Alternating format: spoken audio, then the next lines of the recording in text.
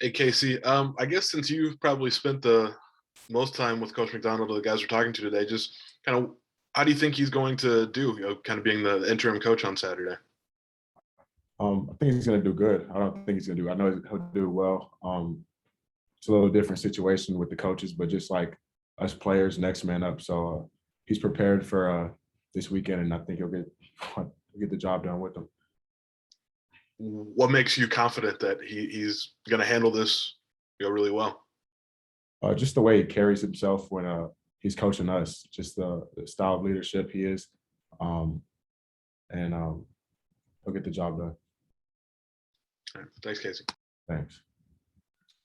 Good morning, Casey. So obviously you guys find out Coach B's tested positive for COVID, I think Monday night or around that same time.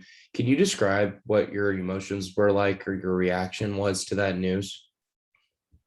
Yeah, I mean, I'm not too sure how the protocol works, but we found out, and it was surprising, but it's kind of the world we live in now. So instead of sitting here and freaking out, we just played it smooth, and like I said, us players and the coaches, next man up.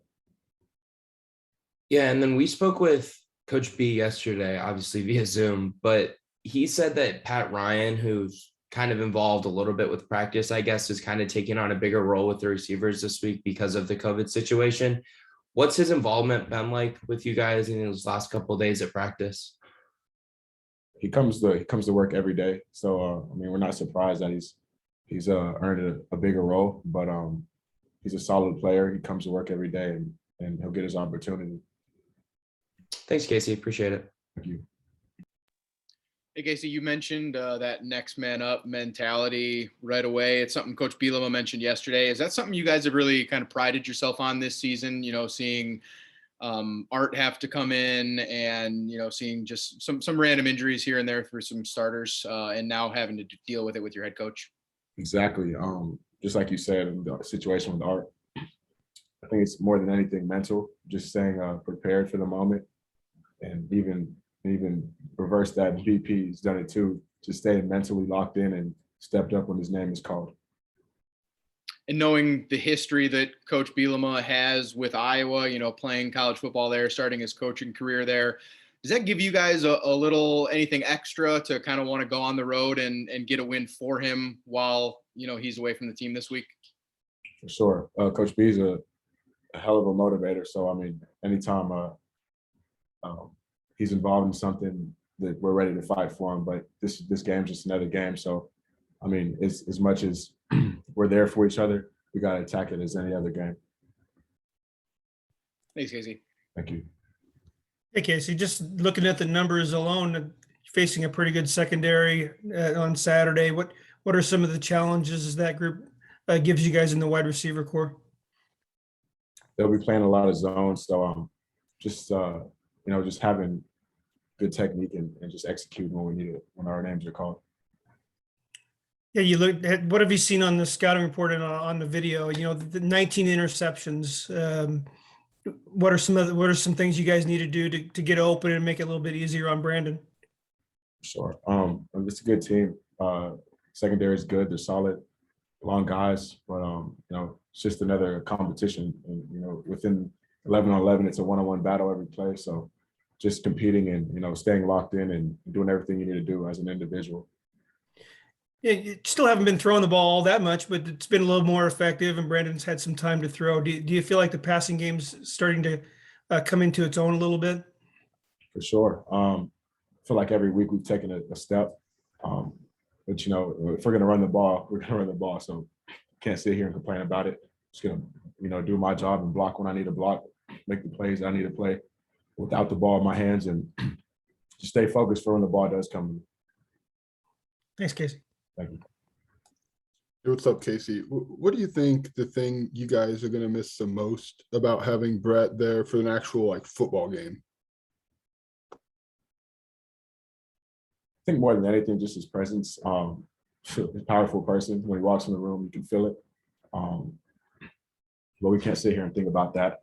He'll be back, and we know he'll be fine. And we just got to approach this like any other game. You guys have your last 2 times you've been on the road, you beat a ranked team. What mindset does it take? Like, how have you guys been able to put that together? Obviously, walking into a third one on Saturday.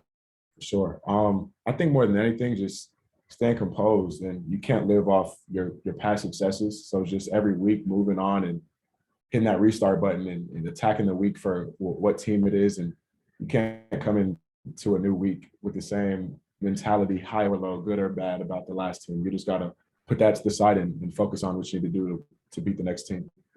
Is that composure? Does that come with experience? Is it something that's like innate? Like, where does that come from?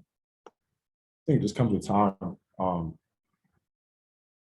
We're in a team that we got guys that have come from different places, and just getting that chemistry as a team, coaches to players, players to coaches. I think just with time that just builds, and just every week, if we can keep stacking that, I think we'll be fine. Appreciate it, Casey. Thank you. For sure. Hey, Casey, I'm just wondering, like, the last couple of days of practice, what does it feel like without your head coach, and how are other people trying to kind of fill that void? For sure. Like I said a minute ago, just like Coach B, he's a guy that, his presence is well known. So he walks in the room, like I said, he's just always in there. And obviously you can feel that he's not here. But like I said, you can't really worry about that, because there's a lot of what ifs, and this is the situation we're faced with, and we just got to attack the moment. And I know you're not like a team that's going to throw for 300 yards or 50 times a game, but it feels like you guys the last couple of games have found some success down the field, including, you and Brandon hooking up on that one in Minnesota. What do you think has been the key to you guys getting some big plays and making some plays downfield? I think just repetition, and Isaiah, the Rutgers game, he had a really good catch, and just plays like that can spark it. So just us making plays and starting to get better by the week. I think just seeing each other make plays is good for us. And what have you seen from Brandon since he's come back? It seems like he's got maybe a different mindset, different confidence. Yeah, he's locked in. He's doing really good these practices this week, even in the bye week. And we're just trying to take it one game at a time and beat each team by the week. Thanks, Casey. Casey, real quickly, we've heard about that throw. Like, it was a big deal from Brandon to Isaiah against Rutgers, and you mentioned it again. Why is that such a big deal for you guys as a passing offense? I think more than anything, just becoming a balanced offense and finding your identity in the passing game. Obviously we had games where we haven't connected, so just seeing that come and actually happen, and him and Isaiah connecting deep down the field, that's just good for us to see, and also just the confidence it instills in all of us to make plays also. Thank you, Casey. Thank you.